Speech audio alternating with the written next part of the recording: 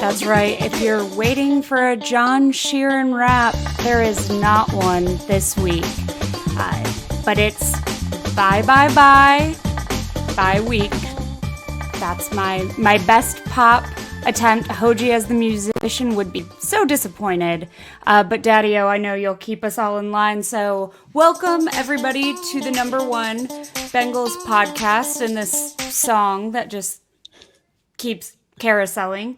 We got a good show for you today. Stick around, hang out with us, comment in the chat, and let's see if we can see anybody's faces. Daddy-O, John, where you at? Yeah, well, we are coming up right here as the intro ends. Thank you. Welcome to the #1 Bengals podcast. I'm your host, Daddy McDuke, joined as always by, I was going to say Dr. Hoji, Dr. Smoji, but it looks like it's Dr. Hoagie, the pepperoni Smoji, and he's not here yet. If he knew it was a meat pun, right? He would be very that's why Matthew said it. Like he knew. Yeah. He just do it without impunity. Yeah, exactly. And obviously, Bridget, the HR Jankars, and John the Brain Sheeran. And Bridget had on our show a few months ago a man who is now the most powerful man in the world. That's right. Or in Ohio District 1. Ohio, right. Ohio is the world. It's all Ohio. Which is our right? world. Yeah. And right. So do you want to tell us about what happened after? So he came on their show. He's just an average citizen, Bengals fan, comes on their show. And before you know it, people are casting their votes for this guy. That was basically... I mean, he was in city council. So Greg Landsman was on our show, Councilman Landsman, and he just ran his race, got the most votes because that's democracy, Daddy-O. And he's headed to represent Ohio District 1 in D.C. Yeah. So super proud of him. Yeah. And District number one podcast. Makes a lot of sense. He's honestly one of the top, I would say, 50 greatest success stories from the podcast. You know, from the podcast has made a lot of people's lives a lot better. And he's top 50, maybe top 100, but probably top 50. So congratulations to him. I think John and I are sitting at the bottom 50 that it's worked out for. You have to be successful to be a success story. And yeah, I mean, for me, Well, I mean, obviously I made a great success story out of this man right here, who you all know. He's back on the show. Yeah. There he is. There he is. And really, we have so much to talk about because this past week, Cincinnati Bengals were relaxing. They were getting massages. Yeah. They were probably eating all sorts of meats, replenishing those muscles. No. And they're getting ready to face the Pittsburgh Steelers, who are maybe the worst team the Bengals have played this year. And somehow they lost. They did lose. And I'm sorry coming late to the party here, but I have a question for anybody who can answer it, which I'm guessing is going to be John. And that is, what's at stake, John? If steak, not great meat. No, with an AKE. If the Bengals lose this, is it fair to say that they have no wildcard chance of playoff hopes? Well, they wouldn't have no chance, but they would be 5-5 in a conference where 9 teams, including them, have 5 wins. They're in the thick of it. They wouldn't be out of the thick of it, so to speak, if they lose. But presumably, they need to go 5-3 in these next 8 games to get to the 10-win mark. That would get them in a position, including tiebreakers, conference win percentage, all that jazz, to be at the very least a wildcard team. 10 wins would still put them in the conversation to potentially beat out the Ravens in the AFC North race, but the Ravens have like an 85% chance of winning the division at this point, considering the teams they have yet to face and the fact that they are 1 game ahead of the Bengals. So dropping this game would not be the end of the world, but I think we can all agree that losing to the Steelers twice, this iteration of the Steelers team, it would be detrimental and demoralizing most. Demoralizing, sure. but it wouldn't be the end of things. Okay, because I had figured that maybe I'm being, too negative, but I kind of was thinking that if they don't win this, then put a cap on it and just wait for next year kind of thing, because that's way too many losses to be in a playoff contender. But maybe I was wrong in doing the numbers. Especially because the Dolphins, I believed when the Dolphins won, somehow that hurt our chances, right? Isn't that? Am I wrong about that? Well, I mean, the Dolphins are 7-3. I think they're first in the AFC East right now, which makes the Jets and Bills 6-3 or whatever in the wild card spots. I think all 3 wild card positions right now are held by AFC East teams. The Bengals played the AFC East this year. So far, they're 2-0, which it bodes well for them. But they just have to finish out. They have to get in it, right? Yeah. Okay. Which gets us to what we really want to talk about today. Gets us to the tofu of the topic, so to speak, which the is Pittsburgh Steelers. Pittsburgh Steelers. Yeah. And really, with the Pittsburgh Steelers, they have a quarterback who a lot of people are saying he had a great Stinks. future in miniature painting, Yeah. right? Maybe in Powdering jock straps or something like that, but not in football.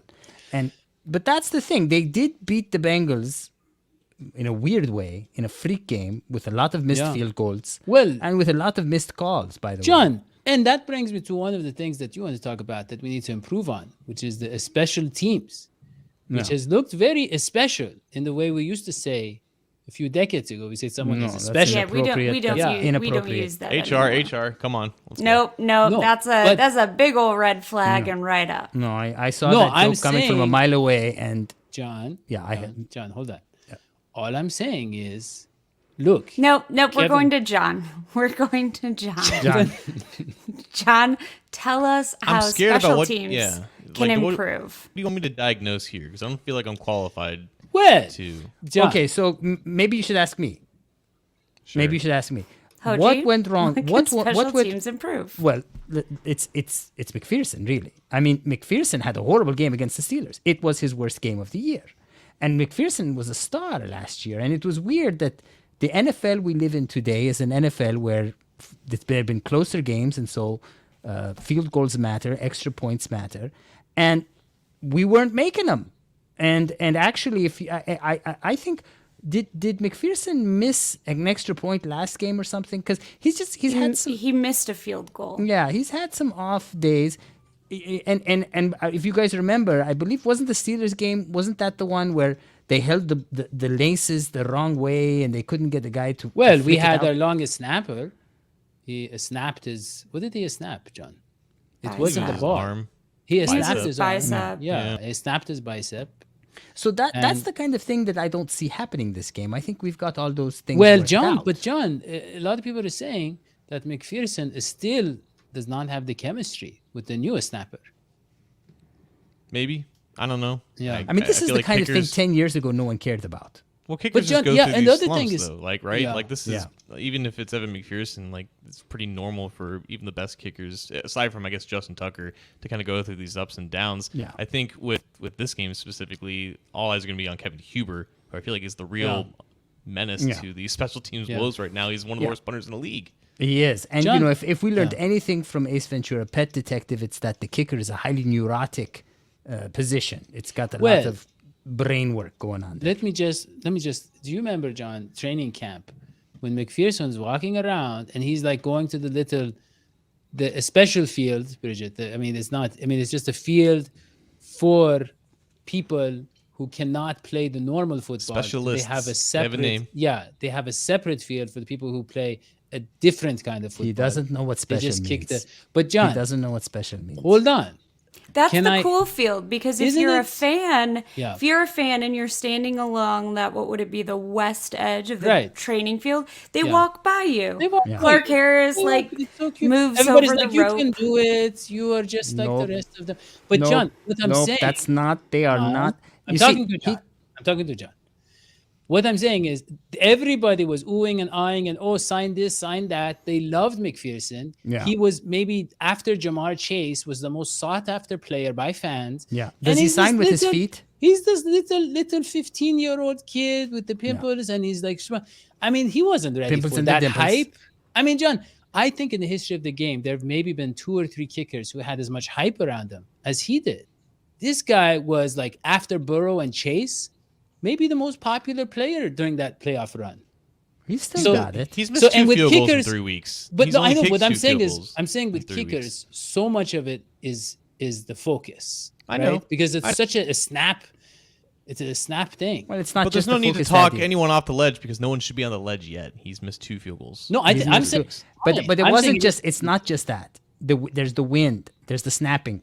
There's a lot of other factors going into this. And when he missed those kicks, I mean, if I remember correctly, in the Steelers game, there was some weird stuff. And the other guy, am I getting this game mixed up with another game where everybody kept missing kicks?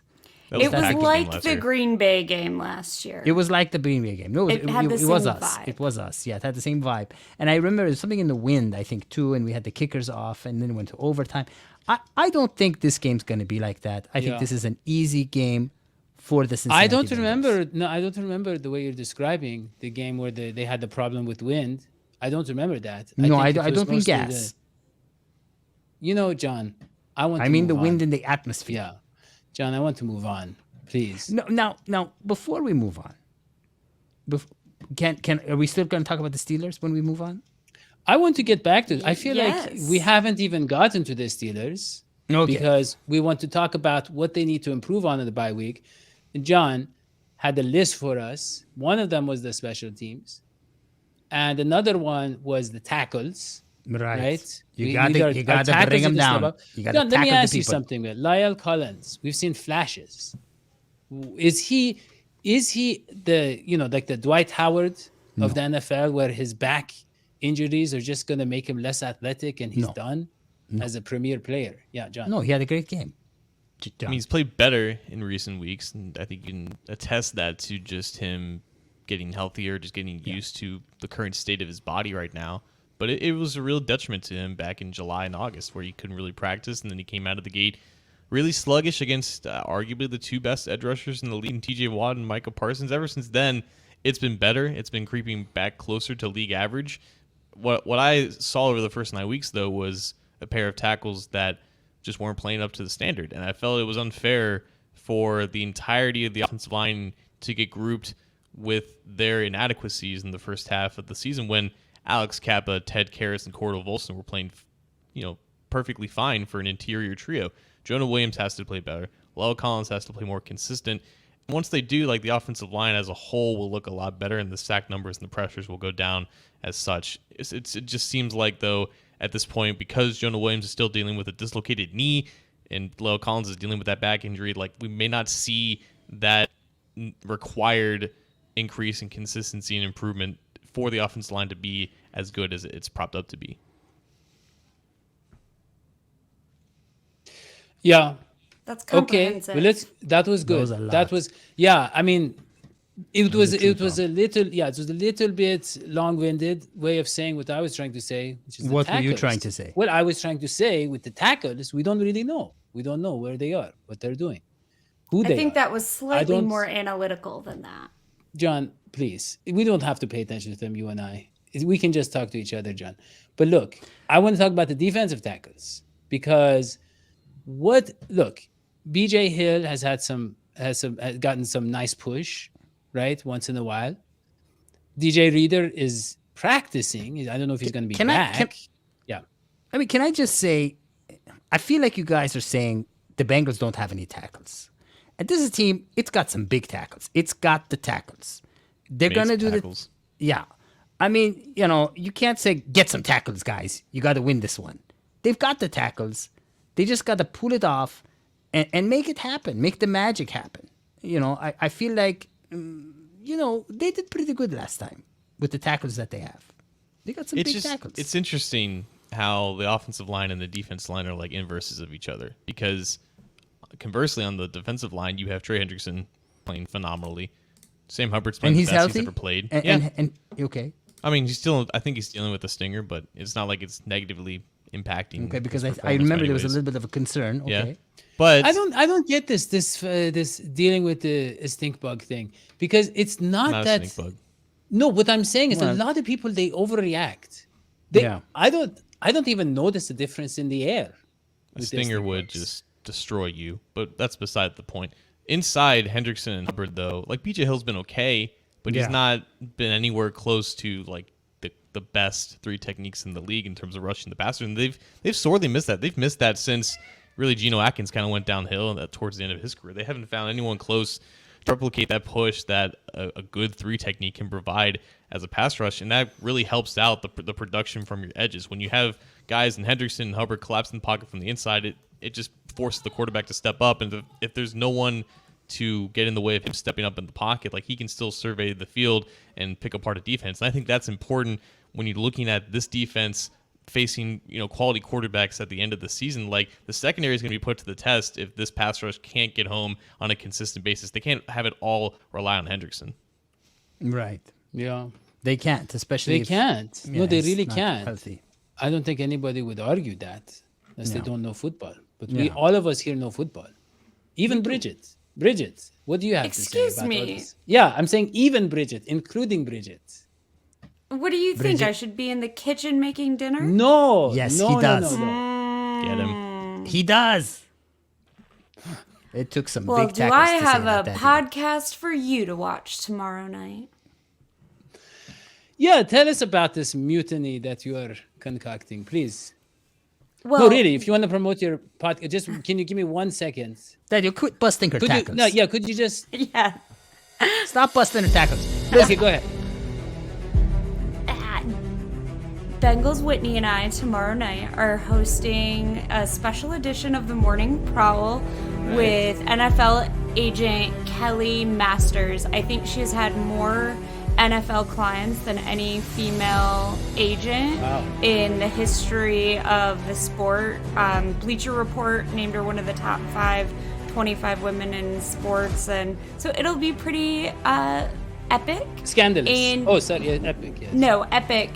Epic is the word you're looking for, and you should really watch to figure out how women contribute to this sport as opposed to something about football. We're gonna Even talk Bridget. after this. Even We're gonna Bridget. talk. I don't. I Wow. could have said all of us except Bridget, but I said including Bridget, and somehow Either one is a So little bit of can shade. can we address the elephant in the room? And no, I don't mean myself. The elephant in the room here, to me, is the performance of Joe Burrow, which has been Amazing. spotty, Amazing. has been up and down, down and up. And the one thing about this game that I think a lot of Bengals fans do realize, and a lot of people outside of the Bengals sphere don't realize, is that there is much more to a Bengals Steelers game than just a game, than just a normal AFC North game. The heat is on, the pressure is on. And when the Bengals do well against the Steelers is when the stakes are very low. Like if you guys remember that Ryan Finley game, one of the best games ever played by the Cincinnati Bengals. That was such a yeah, that beautiful was game. In a NFL history. Monday night game.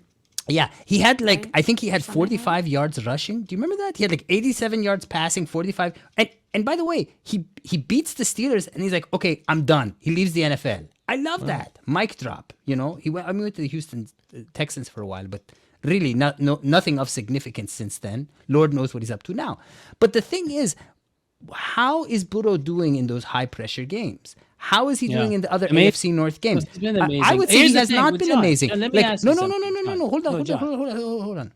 Isn't Cleveland Browns the next best thing that we have after the Steelers in terms of that kind of pressure? John. I'd say yes. And he doesn't do well. He does Hold not on. do. And so that's why I'm worried. That's why I Yeah. want John to talk. John, TJ Watt, I believe he pulled his groin for like the 8th time in the past 2 years. he's He gotta hurt stop doing himself. Yeah. When he was trying to hurt Joe Burrow, he did something. Is he going to, because here's the thing, we've all kind of realized all of our bad games where Joe Burrow doesn't look like Joe Burrow is because they have an elite pass rusher, right? No. And I don't know who's left. I mean, let's say, I don't know, is Chris Jones or Von Miller on the Bills? And I don't know who's left on the schedule. But it seems to be the only time that Joe Burrow doesn't have an above average game is when there's that type of pass rusher. So are we going to be facing that on Well, Sunday? yeah. I mean, Watt He's played back? last Sunday. He's back. Yeah. And he So he wants to tormented play Andy this Dalton. week. He's going to just play every week now. Okay. Well, no, he got healthy last week, and they beat up on the Saints, who can't seem to do anything against a competent defense. So, yeah, TJ Watt against La'el Collins and Jonah Williams. But remember, it was Alex Highsmith who got the better of Jonah Williams in the Week 1 game. I think Highsmith had like a career outing, and that led to a lot of issues that the Bengals had on offense. And, I mean, it's unfortunate that you're right, because the two best edge rushers in the NFL play in the AFC North, which is why the Browns' defense is a one-man show in Myles Garrett, and the Bengals can't seem to stop that one man on that defense, which is why they're into issues on Monday Night Football. And I don't think Burrow plays inherently bad against the AFC North teams. It's just a lot of matchup issues, specifically with the Bengals' offensive line against these really good pass rushes and these really good schemes that get after the quarterback. So until the Bengals figure that out with a consistent basis, you're going to lead to performances like that. But remember, the Steelers did lose twice to the Bengals last year because of bad quarterback play, because of a bad secondary. And I don't think either of those things have necessarily changed. There's this Mika Fitzpatrick variable now because his appendix had issues. We have no idea if he's going to play in this game or not, but that would be a critical loss for them if he doesn't play. Didn't he have an appendectomy? I have no idea. He was apparently in the facility looking fine today. I don't know if that's just like... I saw that, but like, if you have had an appendectomy, even so, reminder, Joe Burrow's appendix burst. Right. And that's a different surgery. If you just have appendicitis, I think laparoscopically you can get your appendix out. Okay, and maybe just for I mean, you and I know what laparoscopic means, but just for the younger generation, the kids, what's a laparoscope and what are we talking about here? I don't Let know. me They, explain it. you don't Yeah, need so an incision. Okay, so they suck it out with a straw. I mean, basically. I didn't go to med school. Okay, keep going. Sorry. I hope Minka's not playing just so he can proclaim he's tougher than Burrow, because that'd be just, I mean, that's just not smart for him. Like, he doesn't need to prove that point. No. He's got nothing to prove to anyone. No. If his insides burst, that's no good. No There good you for go. anybody. We have a doctor. We have the doctor's opinion there. There we go. I like There you it. go. Yeah. Andrew Sealer. So- Dr. Sealer, thank you, Dr. Sealer. So hopefully they will keep Minka out if he does indeed need to be kept out. And I don't know if this, like, being at the practice facility is just to stimulate rumors. But I wanted to, someone put in the chat, there's lots of good things going on in the chat. Things like NHR Appreciation Day, which would be lovely. But someone mentioned, has Burrow ever lost coming out of the bye? And I think that's an interesting comment, because I feel like this team, so I feel like the Bengals have never been that great coming out of a bye. Maybe I'm wrong. Well, last year I feel like that's when things turned up, but this season in particular, when we've played with more rest, I feel like we haven't done as well. And so I'm curious if the bye week is going to throw folks out of rhythm, or this is the rest they need to really turn up the dial on the rest of the season. Well, I mean, here's the thing. We're getting our guys back. Reader's almost back, and Jamar Chase is almost back. I think, John, the only thing we have to worry about really is the lack of a number one cornerback. That's the only missing piece going against these high-flying backs. We're finally playing the elite quarterbacks in the league, unfortunately, and we're doing it without a real number one, and maybe even a real number two, you could say. I mean, I love Eli Apple. He's fantastic. Look, I got to say, but Daddy, he's kind of hit or miss, yeah. Your theory there about the pass rush, I just don't accept it. I don't think that's the issue.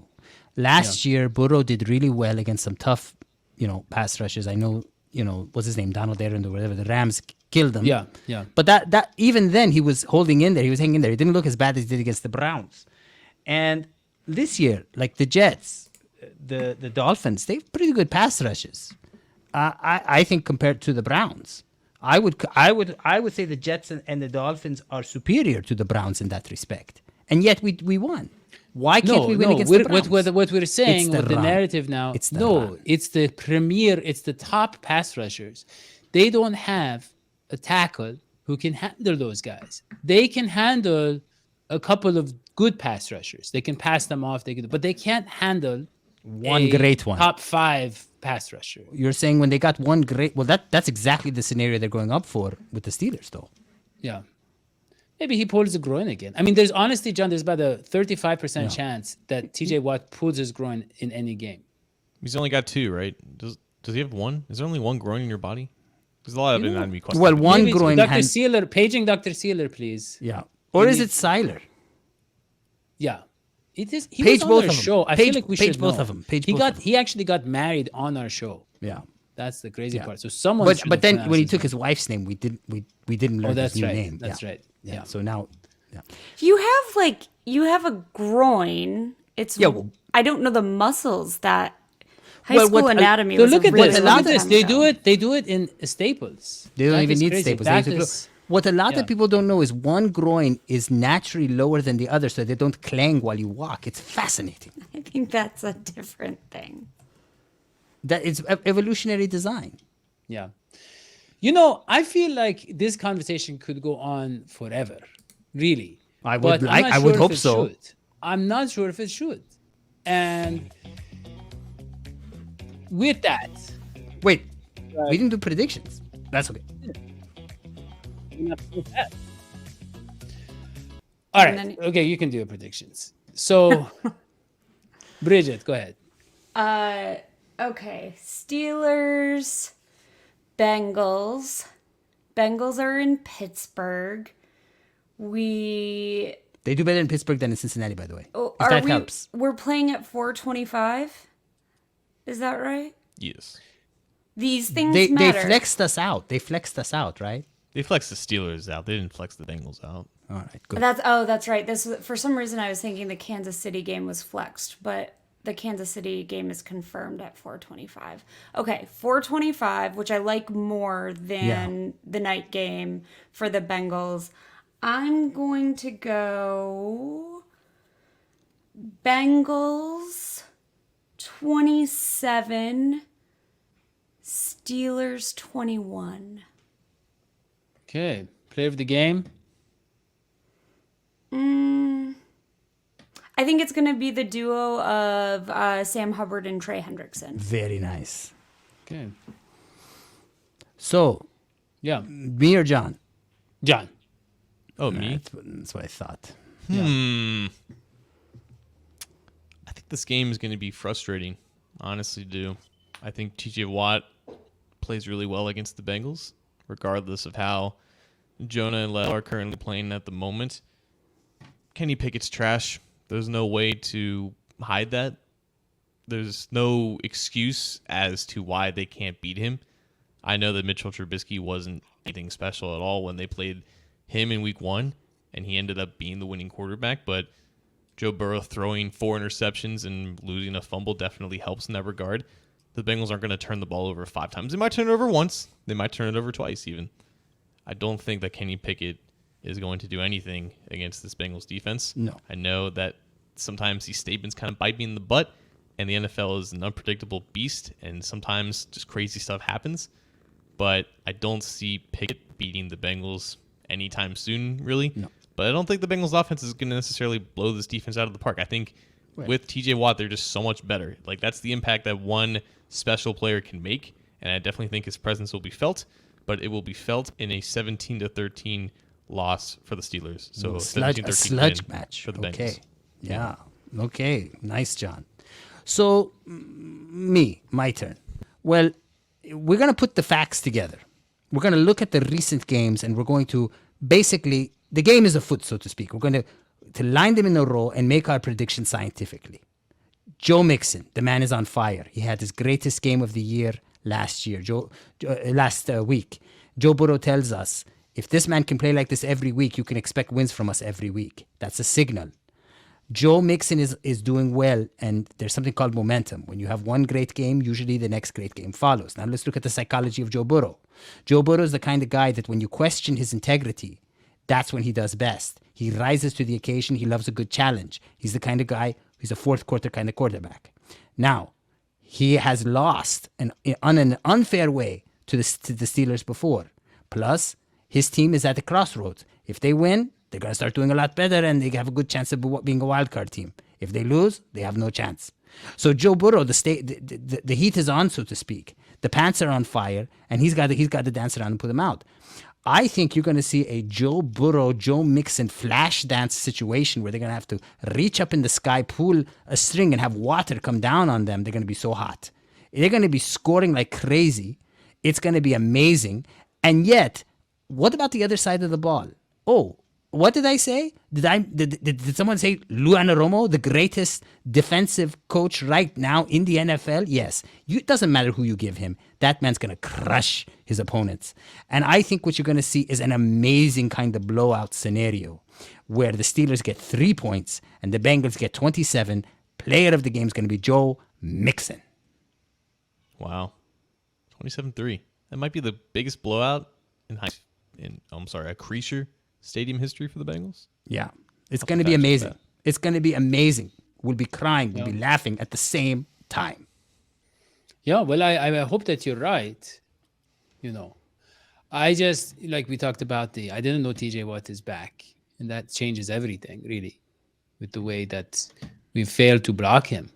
Right. And I feel like the mind games that Mike Tomlin and the Steelers have, the advantage they have. So I will actually say that I think the Steelers are going to squash the Cincinnati Bengals. Oh, no. Yeah. That's horrible. Not my favorite vegetable at all. No. It is to the tune of 31-17 Cincinnati. Okay, and there we go. So wait a minute. So you said squash. Can you clarify here? So like John said, a squash is very good for you. It's a vegetable that you eat to prevent disease in the wintertime, to prevent infection. Yeah. So I feel like they're going to consume the Steelers, and that is going to make them immune to their more difficult upcoming opponents, the infections of the Mahomes the Josh Allens and those kind of guys. Nice. Yeah. Yes. And really, Bridget, I believe that I need your permission to end the show. So if it is okay with you. How about we just end his career, Bridget? What do you think? Ooh. Cancel him. Ooh. Can we do that? Shall we cancel live him? right now? I'm so excited. What does live canceling look like? Daddy is so happy with all the changes that have been happening on Twitter. Yeah. I wish I had a music for this. Unfortunately, Daddy is way too cheap to buy himself a blue check. That's right. Yeah. We are, just so the fans know, we all requested, Daddy, now that we can have blue checks, can the show pay for a blue check? Right. Yeah. And, he sent us stickers. Blue checks, yeah. He sent us stickers in the mail with a blue check. Right. Yeah. I told you, you put it on your profile picture. You take a picture with it, and you make it your profile picture. Cheap man. Nobody will know the difference. Yeah. Because, anyways. They weren't even really blue. They were more of a aqua, faded. They looked like something you had bought 10 years ago. They were in my car for a few years. But, look, Bridget, if it's okay. By all means. On to Pittsburgh. No one can hear you. Is this canceling happening live? His Put it on DEFCON 3, Daddy. He's canceling himself. He's muting himself. He knows the end is nigh. Imminent. I love it. Just like the show. All right. Subscribe, guys. Like, comment, all those things. See you next time. Like, comment, subscribe. Oh, and retweet. in the comments, please put your predictions for the Steelers game.